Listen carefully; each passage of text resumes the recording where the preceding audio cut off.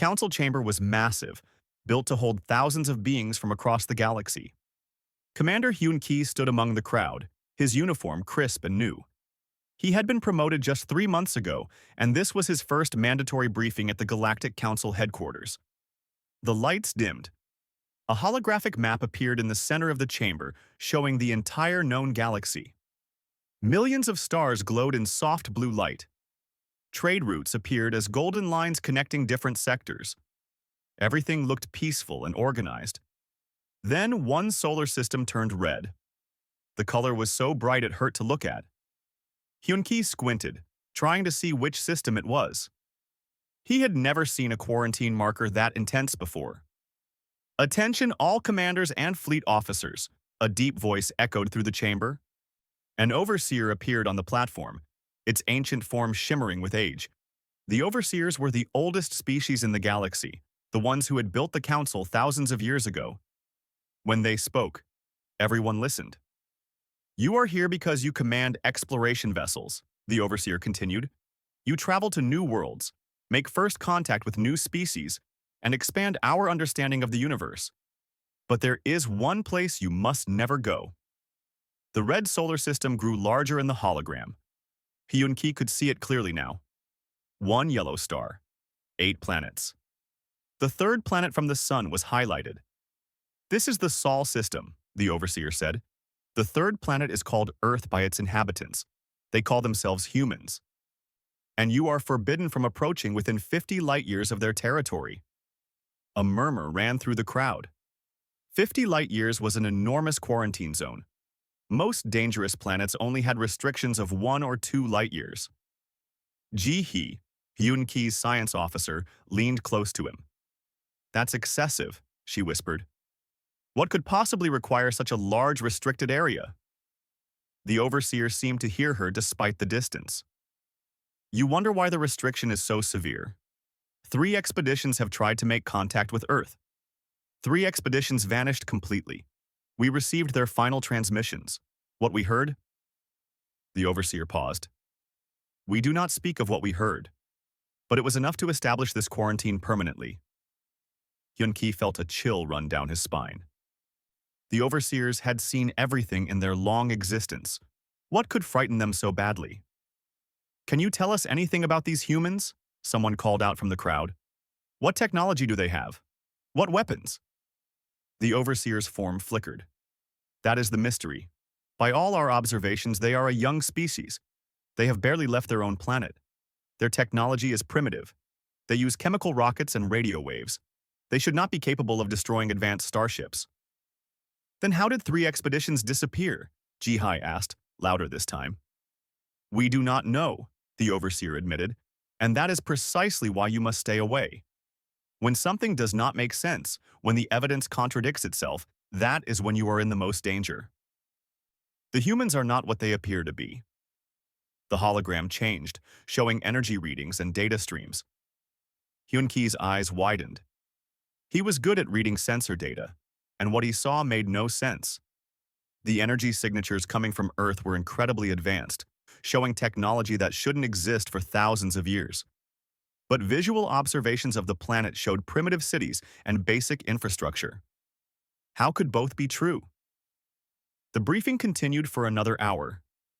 The overseers listed the rules clearly. No vessel could enter the quarantine zone for any reason. No probes could be sent. No long-range communications could be attempted. Earth was to be left completely alone. "But what if they reach out to us?" someone asked. "They will not," the overseer said with certainty. "The humans have shown no interest in contact. They ignore all attempts at communication. They destroy anything that comes too close, and they do it without seeming to try. This concludes the briefing. Remember your duty. Remember the quarantine. Do not let curiosity lead you to make the same mistake as those who came before." The hologram faded. The lights came back on. The crowd began to disperse, thousands of beings heading back to their ships and stations. Hyun-Ki stood still, staring at where the red solar system had been. His mind was racing. Something about this didn't add up. The overseers were hiding something, he was sure of it. "Commander?" Taewon, his tactical officer, appeared beside him. "We should return to the ship," We have our next assignment waiting. Did you see those energy readings? Hyun-Ki asked. I did. They were concerning. They were impossible, Ji-hai corrected, joining them. The numbers don't match. Either the humans are far more advanced than they appear, or something else is happening in that system. It's not our concern, Taewon said firmly. We have our orders. The quarantine is absolute. Hyun-Ki nodded slowly, but his mind was already working. He had spent his entire life exploring the unknown. The idea of a mystery he couldn't investigate bothered him deeply. They walked toward the exit together. The council building was beautiful, with windows that showed the stars beyond. Hyun-Ki looked up at the galaxy and wondered which direction Earth was. Somewhere out there, a planet full of seemingly primitive beings had somehow defeated 3 advanced expeditions. How? Ji-hai pulled out her datapad. I'm going to request access to the full records of those expeditions. As a science officer, I have clearance for historical research. They'll deny your request, Taewon warned. Probably, Ji-hai agreed with a small smile. But there are other ways to get information. Hyun-Ki should have stopped her right there. He should have ordered her to drop it and follow the council's rules. But he didn't, because he wanted to know too. They reached their shuttle and flew back to their ship, the exploration vessel Luminous Path. It was a good ship, fast and well-equipped. Hyun-Ki had been proud to take command of it. As they boarded, the rest of the crew greeted them. Subin, their pilot, asked about the briefing. Jaemin, the navigator, wanted to know their next destination. Hae-won, the medical officer, had prepared dinner for everyone. They all gathered in the mess hall talking about normal things, missions and maintenance, supply requests and crew rotations. Nobody mentioned Earth or the quarantine. But later that night, alone in his quarters, Hyun-Ki couldn't stop thinking about it. He pulled up the holographic star map and found the Sol system. It was marked in red, with the quarantine boundary clearly shown. 50 light-years. His door chimed. Come in, he called. Ji-hai entered, holding her datapad. Her eyes were bright with excitement. I got it, she said quietly. Not the official records, but fragments. Pieces of the final transmissions from the lost expeditions. How did you... Better you don't know, she interrupted. Do you want to see it or not? Hyun-Ki hesitated. This was against regulations. This could end his career. Show me, he said. Ji-hai smiled and activated her datapad. And in that moment, their fate was sealed, though neither of them knew it yet. The forbidden data began to play, and Hyun-Ki leaned forward to watch, his curiosity burning brighter than his caution. The data played on the small screen, casting blue light across Hyun-Ki's quarters. Ji-hai sat beside him, watching his face as he absorbed the information. The first fragment was from an expedition 40 years ago. The ship's commander was giving a routine report. We are approaching the outer boundary of the Sol system. All sensors are active. We are maintaining safe distance as instructed. Initial scans show. Static filled the screen. When the image cleared, the commander's face had changed. Fear filled his eyes.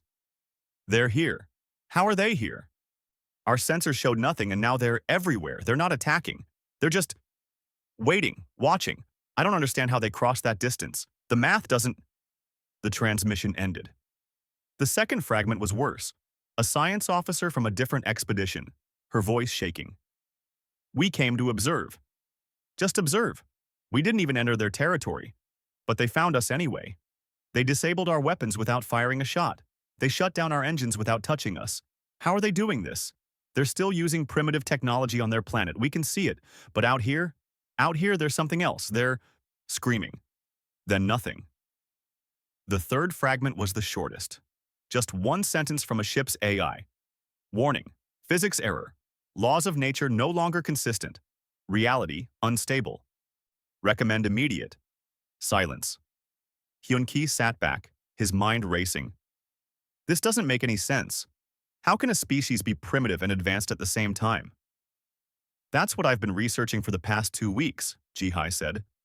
She pulled up more data on her pad. Look at this. These are telescope observations of Earth from different points in history. 100 years ago, they had no space technology at all. 50 years ago, they sent their first primitive rockets to their moon. 20 years ago, they built a small space station. That's normal development for a young species, Hyun-Ki said. Exactly. But look at this.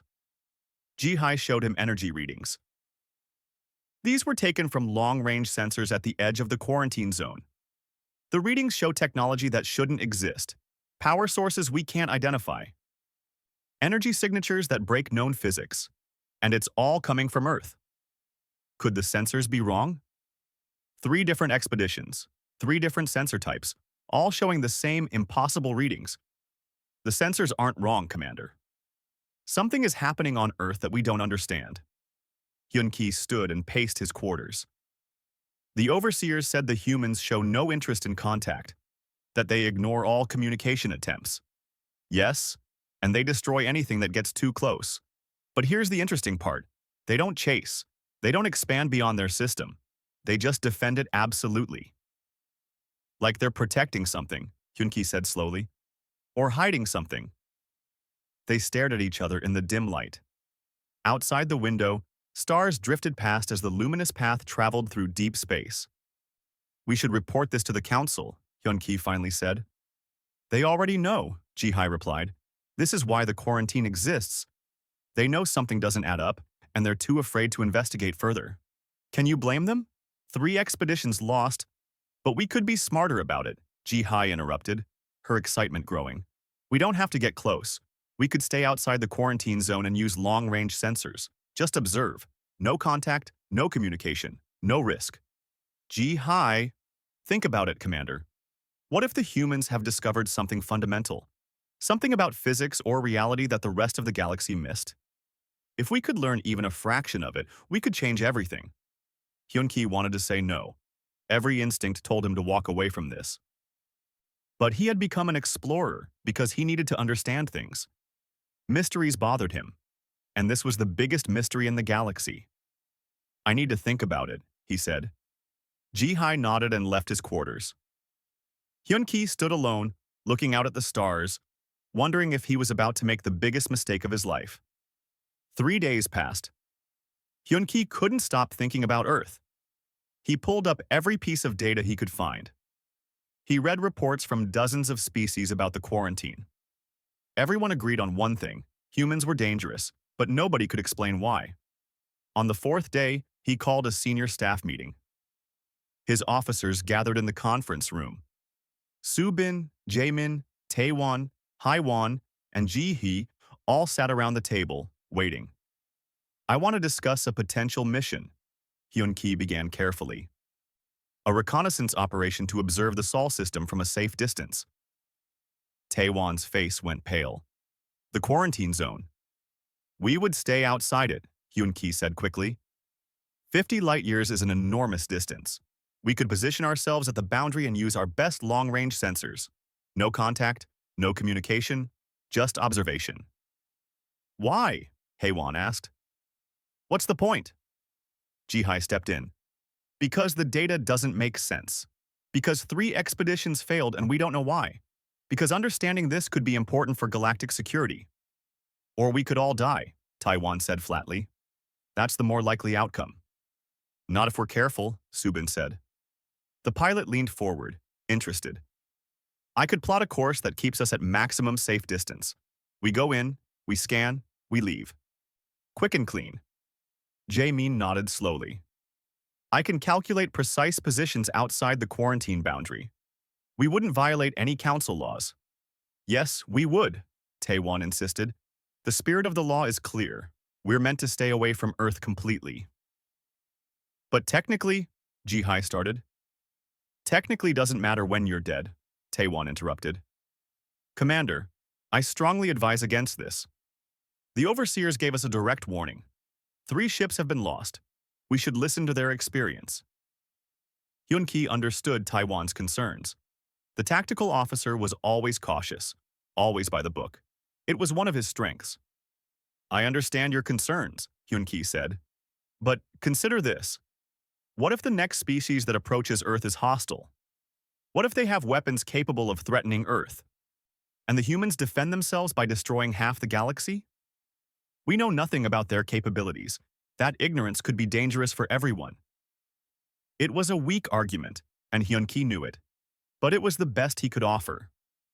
I say we vote, Subin suggested. That's fair. Hyun-ki nodded. All in favor of a reconnaissance mission to observe the Sol system from outside the quarantine boundary?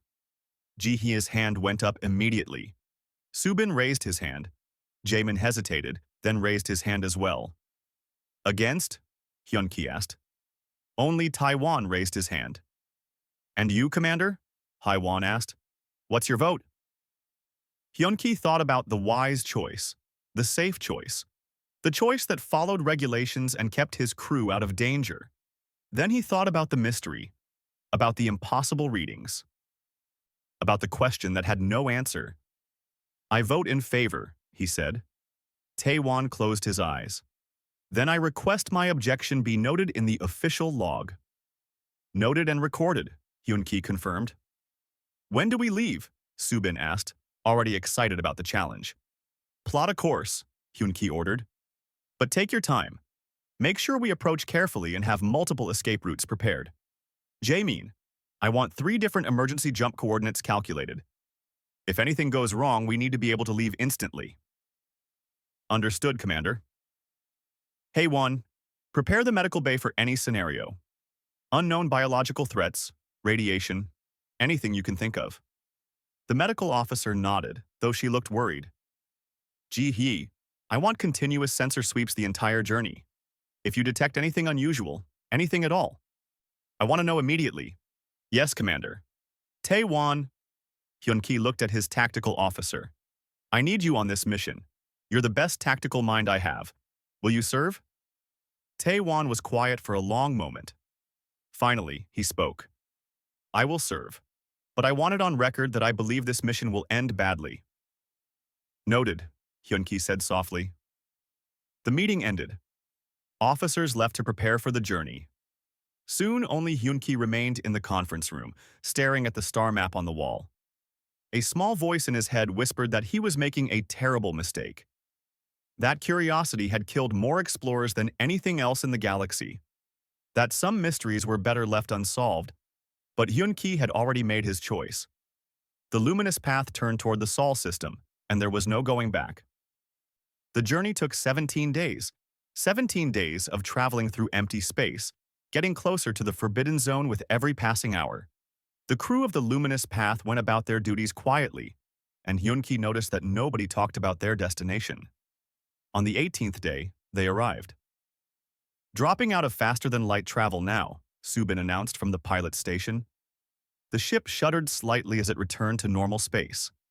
Through the viewports, Hyun-ki could see a field of ice and rock. They had emerged in what humans called the Kuiper Belt, the outer edge of the Sol system. Position confirmed, Jaemin reported. We are exactly at the 50 light-year boundary, well within legal limits. Begin passive sensor sweeps, Hyun-ki ordered. I want to see everything, but I don't want them to know we're here. Ji-hye's fingers flew over her console. Sensors active, beginning analysis of the inner system. The main screen lit up with data. Hyun-ki leaned forward, studying the information. 1 yellow star, type G2V. 8 planets in stable orbits. The third planet, Earth, showed clear signs of life. Atmosphere with oxygen. Oceans covering most of the surface. Lights on the night side indicating cities. It all looked so normal. So peaceful. I'm detecting radio transmissions from Earth, Yuna said. The communications officer had been quiet most of the journey, but now she sounded excited. Television broadcasts, internet signals, cellular communications. It's all very primitive technology. What about military capabilities? Taewon asked. Scanning now, Ji-hye replied. I'm detecting nuclear weapons on the surface, chemical rockets, some satellites in orbit around Earth. Nothing that would threaten a starship. Then how did 3 expeditions disappear? Subin wondered aloud. Dongwoo, the engineer, spoke up from his station. Commander, I'm detecting something strange. There are debris clouds throughout the system. Very small particles, almost microscopic. They're arranged in geometric patterns. Natural formation? Hyun-ki asked. No, sir. The patterns are too perfect, too precise. It's like someone scattered sensors throughout the entire solar system. A chill ran down Hyun-Ki's spine. Are you saying the entire system is being monitored? Possibly. I can't be certain without getting closer. But the distribution pattern suggests intentional placement. Keep analyzing it, Hyun-Ki ordered. Ji-hee, what else can you tell me about Earth? The energy readings are still showing those same impossible signatures. Power sources that shouldn't exist. But I can't pinpoint where they're coming from. It's like the entire planet is radiating energy that breaks our understanding of physics. Hyun-Ki stood and walked to the viewport. Somewhere in the distance, too far to see with the naked eye, was Earth. A planet full of beings that somehow posed a threat to advanced starships while appearing completely primitive. Movement, Taiwan suddenly shouted. I'm detecting an object approaching our position at high speed. From where? Hyun-Ki spun around. From the inner system. But Commander, the speed? It's impossible. Nothing should be able to move that fast without tearing itself apart. On screen, Hyun-Ki ordered. The main display switched to show a small object racing toward them. It was tiny compared to their ship, almost like a fighter craft. But it was moving at speeds that should have been impossible for something so small. Time to intercept? Hyun-Ki asked. 30 seconds, Taiwan replied, his voice tight with tension. Can we identify it? Scanning now. I think it's a human vessel, but the design is so simple. Just a basic hull with what looks like chemical thrusters. It shouldn't be capable of these speeds. 20 seconds. Shields up, Hyun-Ki ordered. All weapons on standby, but do not fire unless I give the order. Shields active, Taiwan confirmed. 10 seconds. The human vessel slowed as it approached, coming to a stop exactly between the luminous path and the inner solar system. It just floated there, blocking their path like a guard standing at a gate. Hail them, Hyun-Ki said to Yuna. All standard frequencies. Yuna worked her console, transmitting greetings in 12 galactic languages, standard first contact protocols. They waited, no response. Trying mathematical sequences, Yuna continued. Universal constants, prime numbers. Nothing. Visual signals, light patterns, even musical tones. Still nothing. The human ship just sat there, silent and waiting. This is strange, Ji-hai muttered. They came all this way just to stare at us? Then Yuna gasped. Commander, I'm receiving a transmission. Put it on speaker. A voice filled the bridge. It spoke in perfect Velthari language, with no accent or hesitation. You were warned. Leave now. This is your only chance. The crew looked at each other in shock. How did the humans know their language? How had they learned it? Hyun-Ki stepped forward. This is Commander Hyun-Ki of the Velthari exploration vessel Luminous Path. We mean no harm. We are simply observing from outside the quarantine boundary. We are not violating any galactic laws. No response. We request permission to continue our scientific observations, Hyun-Ki tried again. We will not approach your planet. We will not attempt contact with your people. We simply wish to understand. The silence stretched on. Then the same voice spoke again, calm and emotionless. You were warned. You chose to ignore the warning. Leave now or face the consequences. Hyun-Ki felt anger flash through him. He had come all this way, staying within legal boundaries, following every regulation. And now some primitive species was threatening him? We are not in your territory, Hyun-Ki said firmly. We are 50 light-years from your homeworld. You have no authority here. Commander, maybe we should… Taiwan started. No, Hyun-Ki interrupted. We've done nothing wrong. We're not leaving just because they told us to. He turned to Subin. Take us around their vessel. Maintain safe distance but continue toward better observation positions. Sir, I really think… Taiwan tried again. That's an order, Hyun-Ki snapped. Subin hesitated, then nodded. Yes, Commander. Plotting course around the human vessel. The luminous path began to move, its engines pushing it forward. They would go around the human ship and continue their mission. Hyun-Ki was certain the humans wouldn't actually attack. They were just bluffing, trying to scare away visitors. The human vessel didn't move. It didn't fire weapons. It didn't do anything at all. But as the luminous path tried to maneuver past it, something happened. Every light on the bridge went dark. Every console went silent. Every system, from life support to engines to communications, simply stopped working. The ship was dead in space. "Report!" Hyun-Ki shouted into the darkness. Emergency lights flickered on, casting red shadows across the bridge. His crew frantically worked their stations, but nothing responded. "All systems offline," Dongwu reported, his voice shaking. "Engines, weapons, shields, everything. It's all just stopped." "How is that possible?" Hyun-Ki demanded. "What did they hit us with?" "That's just it, Commander," Taiwan said quietly. "They didn't hit us with anything. There was no weapon discharge, no energy beam, no projectile. Our sensors detected nothing. The ship just stopped working." Jihai was staring at her dead console in horror.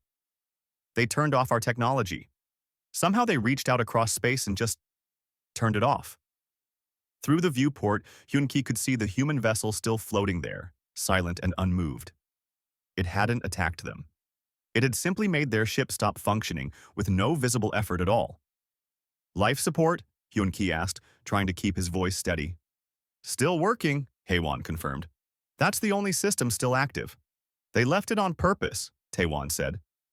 "They want us alive." A new message came through on the emergency channel, the same calm voice. "You have 30 of your time units to turn your vessel around. After that, we cannot guarantee your safety. This is not a threat. This is a fact." The transmission ended. Hyun-Ki stood on the dark bridge of his dead ship, finally understanding why the overseers had been so afraid. The humans hadn't destroyed 3 expeditions with weapons or violence. They had simply decided those ships would no longer work, and reality had obeyed their will. "Get the engines back online," Hyun-Ki ordered, but his voice had lost its confidence. "We need to leave. Now." Dongwu and his engineering team tried everything, but nothing responded. The ship was dead, and they were drifting in dark space, utterly helpless. And somewhere nearby, the human vessel waited patiently for their 30 time units to expire. The crew worked desperately to restore power to the luminous path. Dongwu and his engineers pulled apart panels and rerouted circuits, but nothing helped. Every system remained dead except for life support and the emergency lights. "This doesn't make sense," Dongwu said, wiping sweat from his forehead. "There's no physical damage. All the components are fine. They just won't turn on. It's like the ship forgot how to work." Hyun-Ki paced the bridge, counting down the time in his head. They had already used 12 of their 30 time units.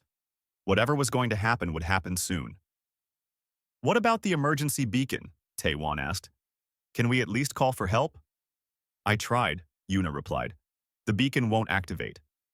I can't send any kind of signal." "We're trapped," Subin said quietly. "They trapped us without firing a single shot." Jihai was still working at her console, one of the few that had limited function. She had been analyzing the debris field that Dongwu had found earlier. Now her face had gone pale. "Commander," she said, her voice shaking, "I know what the debris is." Everyone turned to look at her. "It's not sensors," Jihai continued. "It's much worse. Those microscopic particles scattered throughout the system are quantum-entangled devices. They're connected to each other at a fundamental level. And they're not just monitoring us. They're manipulating the laws of physics in this area of space." "That's impossible," Dongwu said. "You can't change physics. The laws of nature are constant." "Not here," Jihai replied. "Not in this system. The humans have found a way to control reality itself at the quantum level. They didn't disable our ship with a weapon. They simply told the universe that our technology doesn't work here, and the universe obeyed." The bridge went silent. What Jihai was describing was beyond anything the galactic community had ever achieved. It was beyond imagination. "How long have they had this technology?" Hyun-Ki asked. "That's the terrifying part," Ji-hee said. "I don't think it's technology at all. I think they've evolved this way, or engineered themselves to be this way. The humans aren't just using advanced tools. They are the tools. They've become something that operates on a level we don't understand." Another message came through the emergency channel. "You have 15 time units remaining. The voice was still calm, still emotionless. It didn't sound angry or threatening. It sounded like someone stating a simple fact, like predicting rain.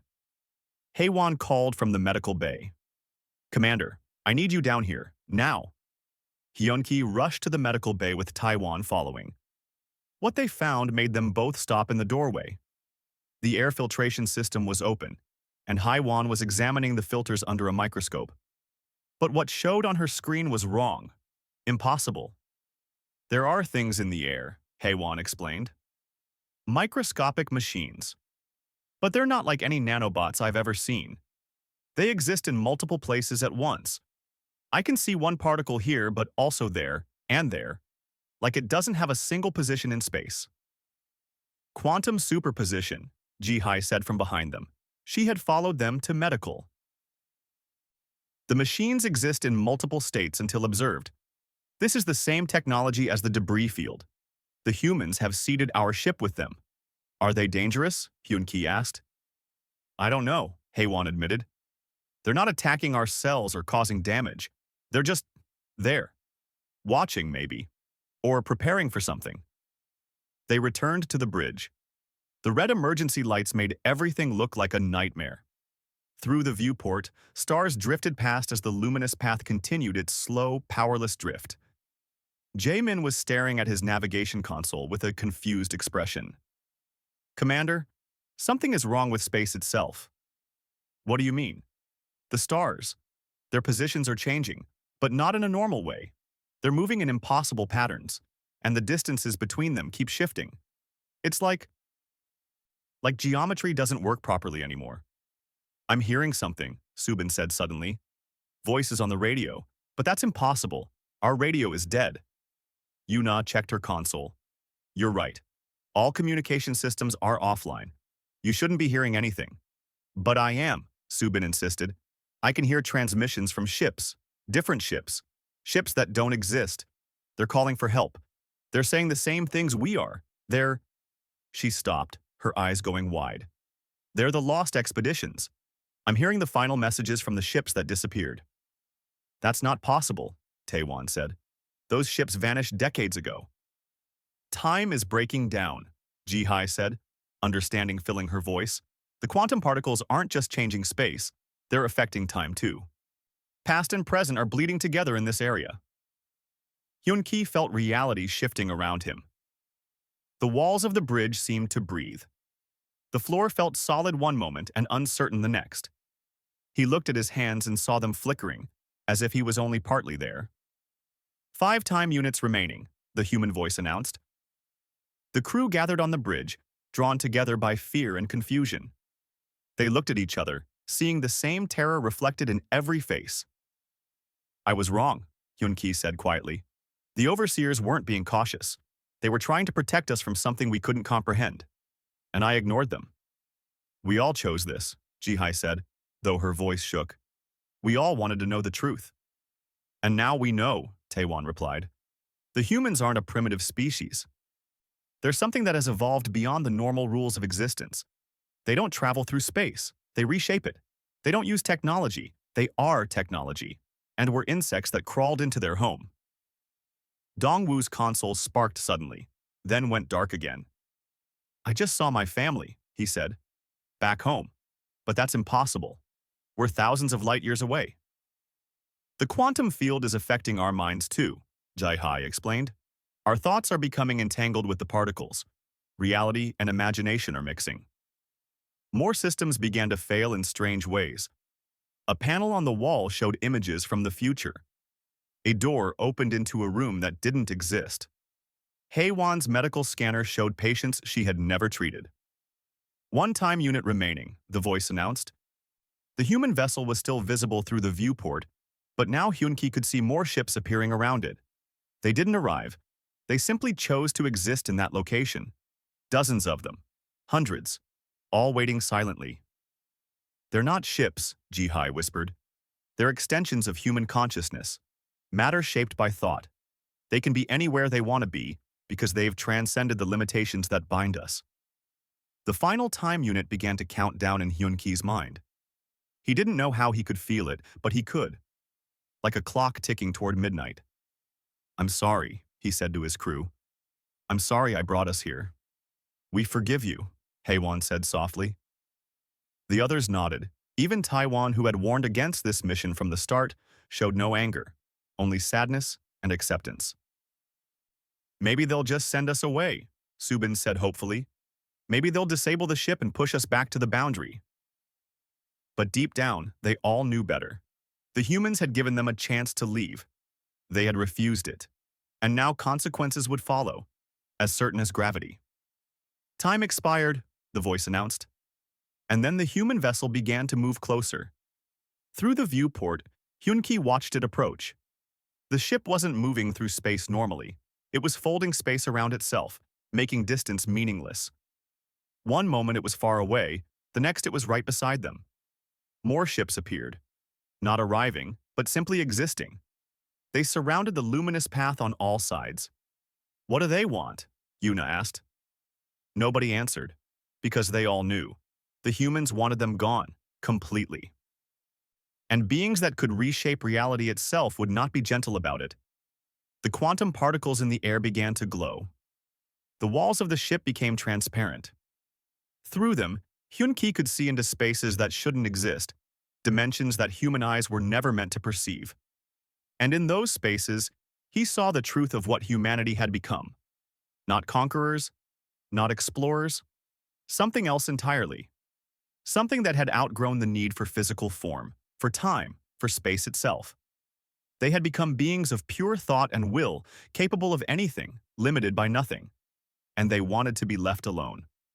The final transformation began, and there was nothing the crew of the Luminous Path could do but watch as their reality came undone. The human ships surrounded the Luminous Path like silent judges.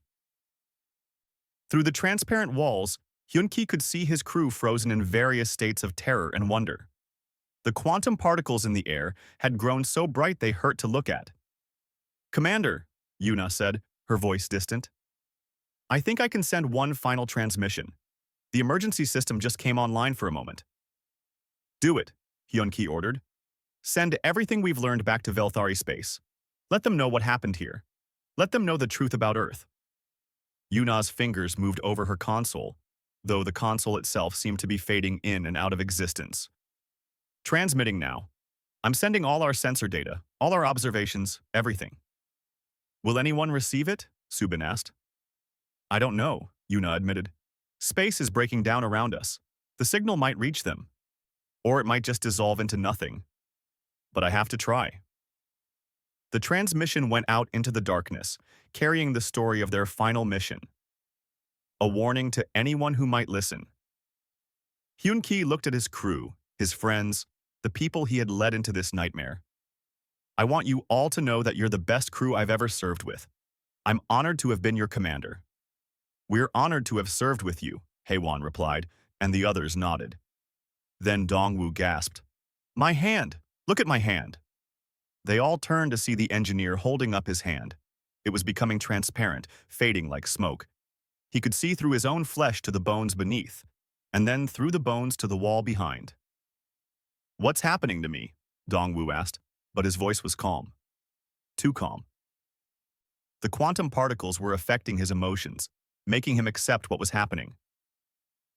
"They're erasing you," Jihai said softly. "Not killing you, erasing you, making it so you never existed." Dongwu looked at his crewmates one last time. "Tell my family I—" But he never finished. He simply faded away, becoming less and less real until there was nothing left.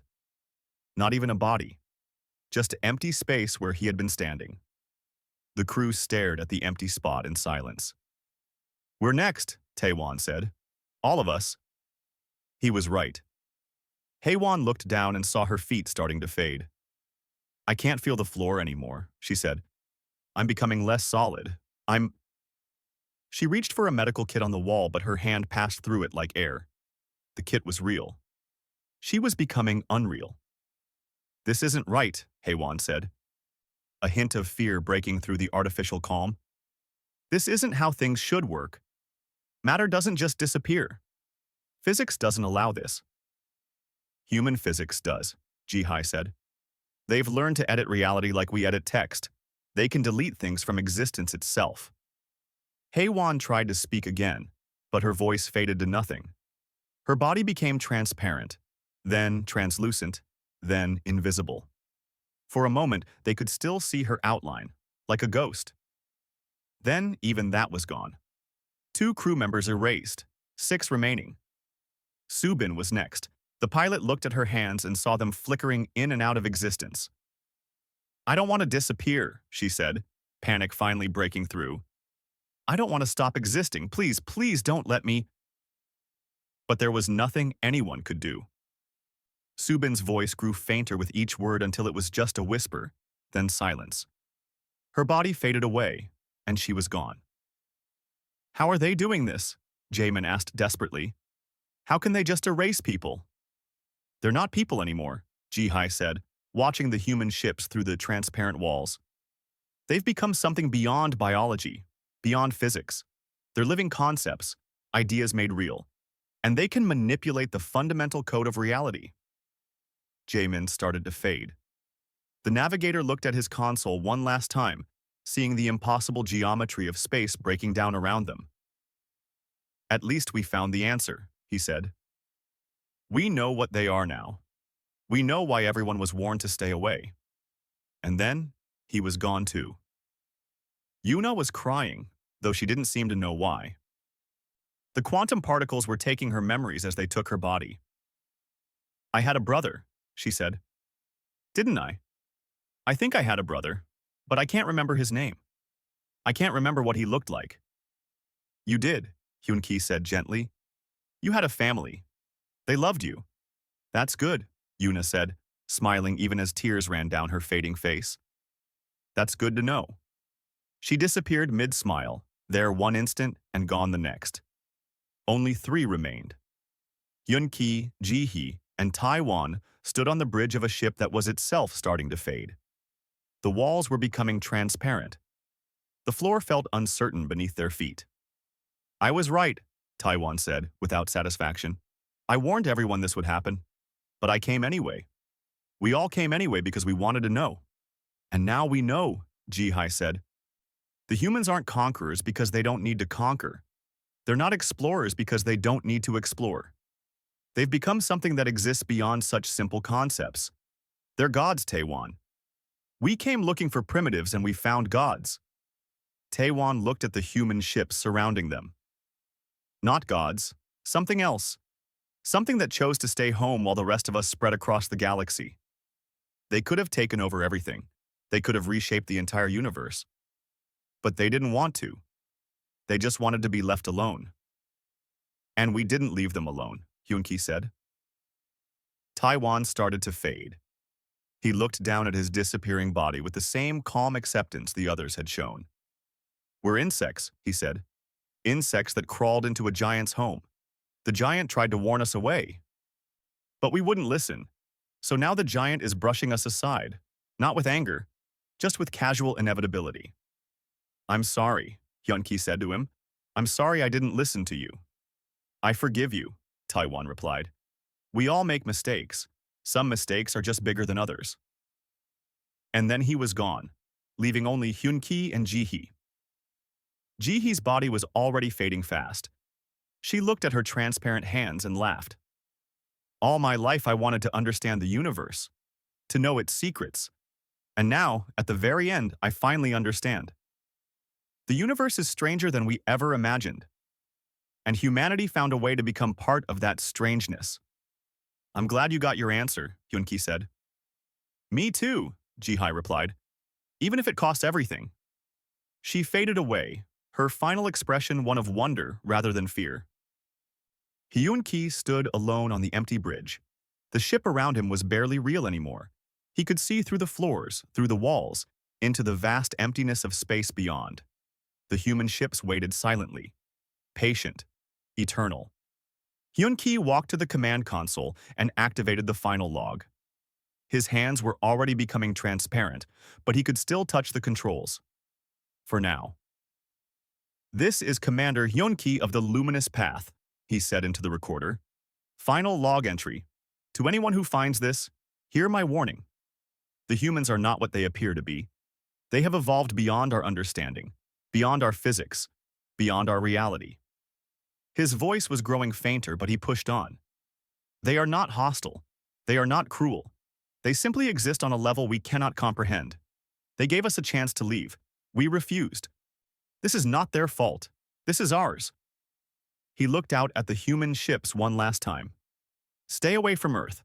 Stay away, or join us in... The transmission ended. Commander Hyun-ki faded from existence, the last member of his crew to disappear. The luminous path drifted on for a moment longer, a ghost ship with no one aboard. Then it too began to fade, erased from reality as if it had never been. The human ships remained for a while longer, making sure the job was complete. Then they too departed, not by moving but by choosing to exist elsewhere. Within moments, the area of space was empty again. 3 cycles later, a Galactic Council recovery team found debris at the edge of the quarantine boundary, the wreckage of the luminous path, carefully placed where it would be found. Every crew member was gone without a trace. The ship's computers held only one file, a complete record of the Velthari species. Their biology, their culture, their technology, their history, all perfectly cataloged and preserved. A message accompanied the file. It appeared on every screen simultaneously, in every galactic language.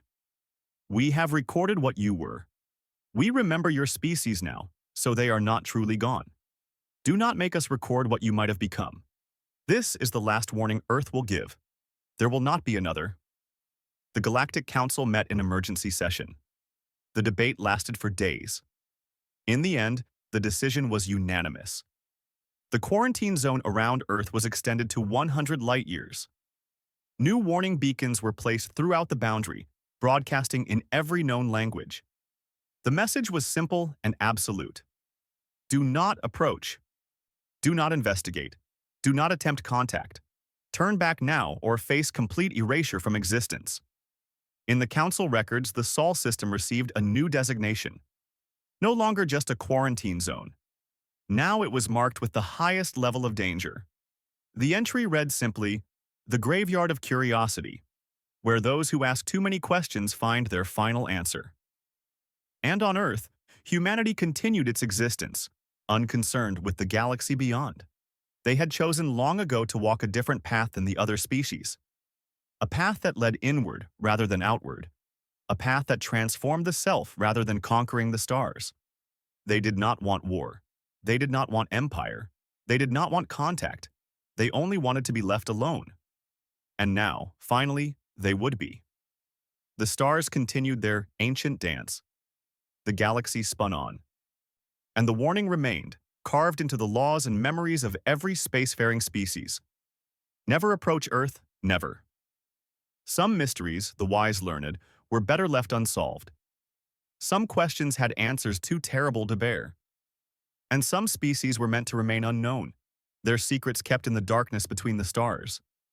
Earth was one of those secrets, and it would remain so forever.